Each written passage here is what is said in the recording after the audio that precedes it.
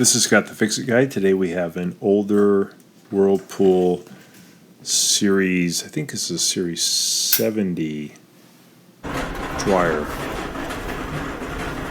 Yeah, I'm pretty sure it's the rollers, the little things. I think it's these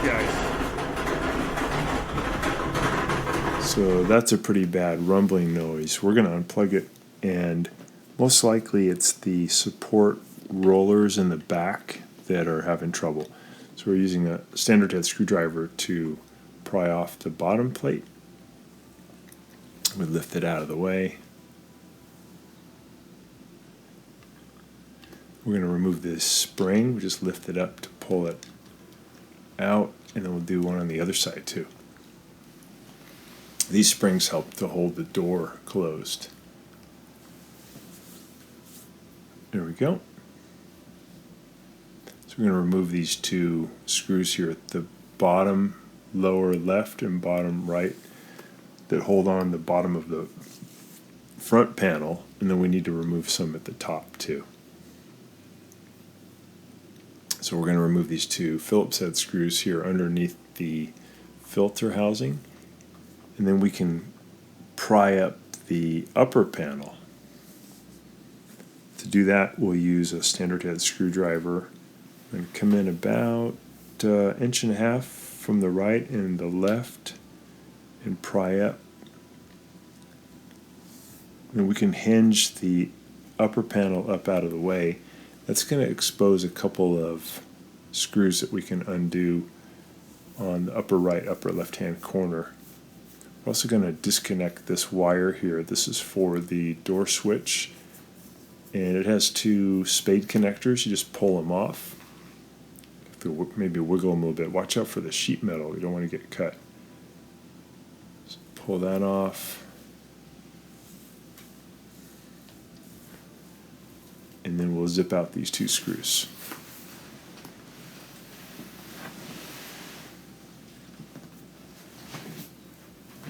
We can check that.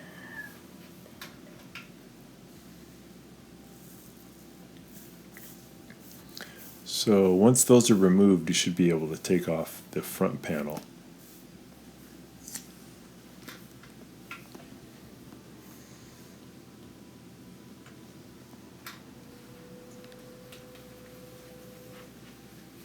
Here we go. We'll get the front panel out of the way, and then we need to disconnect the drive belt from the motor pulley.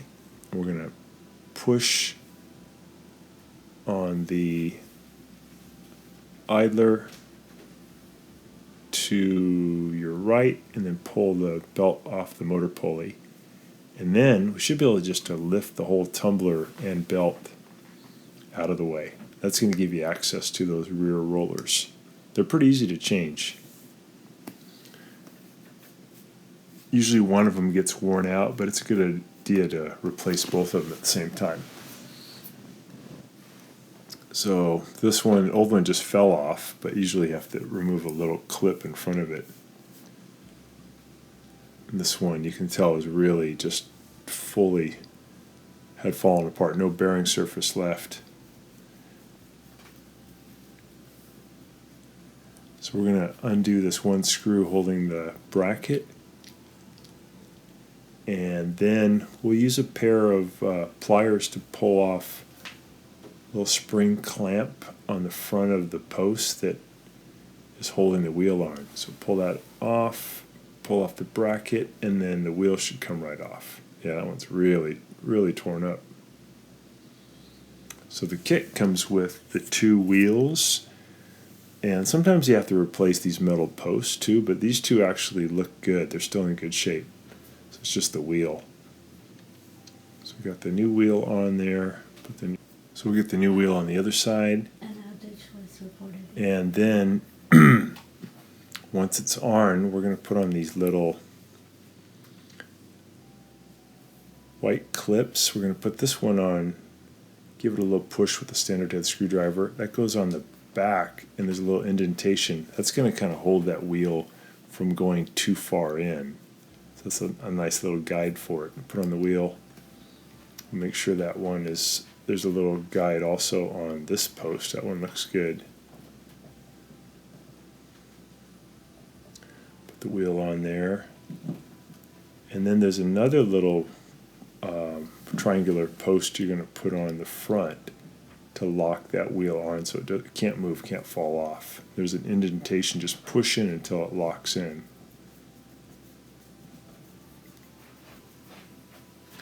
Same thing on this wheel. That locks in. There we go. Put a little cap on this wheel.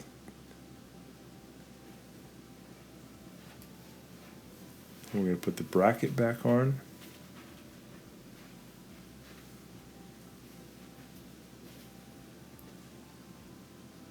And then we'll put the little cap on there.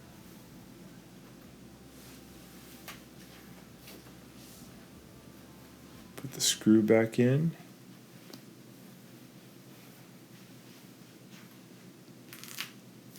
And we're just going to push the tumbler back into position and put the belt back on.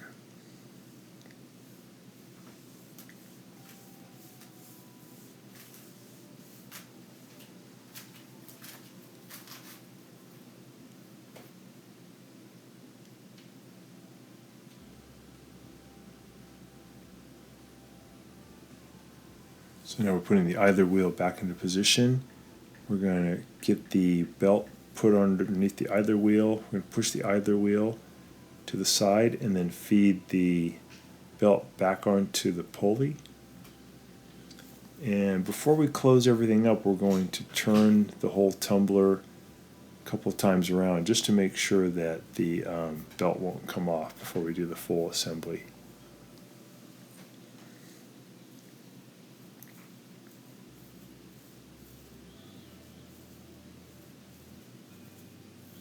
There we go. Now we'll put the front panel back on.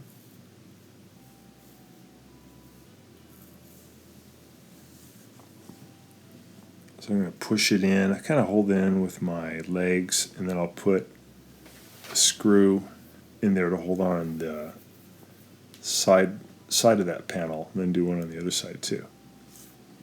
Make sure we get those tight. And we got to make sure we remember to put on the wires on the door switch, the two spade connectors.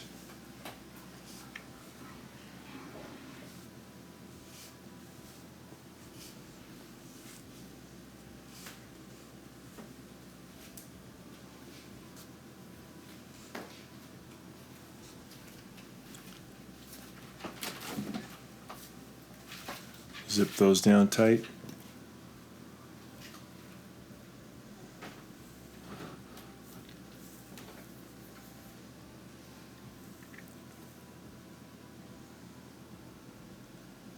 There we go. The wires put back on there.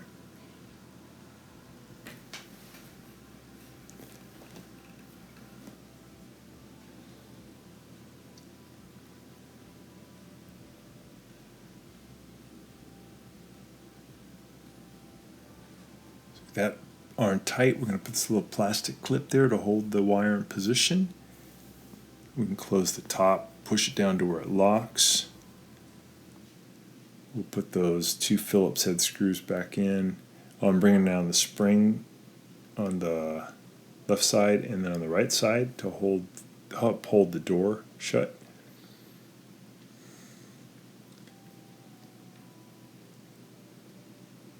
Putting the screws back in the bottom of the front panel, bottom left, bottom right.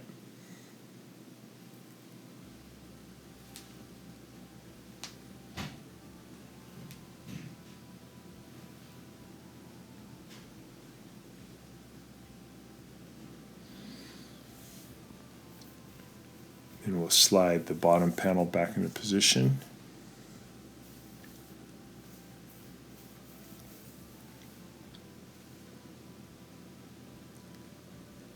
And we're going to push that closed, give it a good shove for it to lock. There we go. Got a couple of Phillips head screws we got to put back in. and just kind of push this plate around until the screw hole lines up again. Take a little trial and error.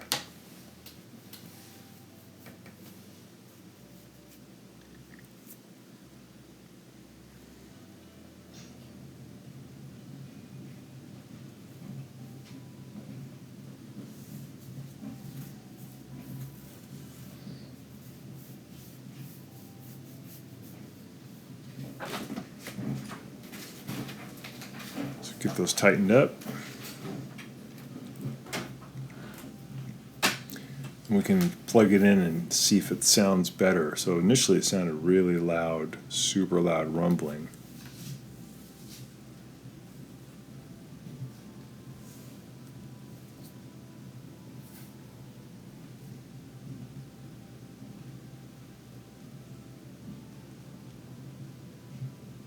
So now we're going to plug it back in.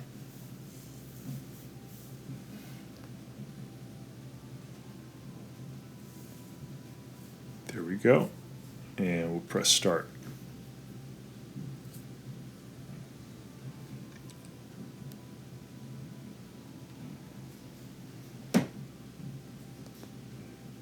There we go. That's how it's supposed to sound. That's great.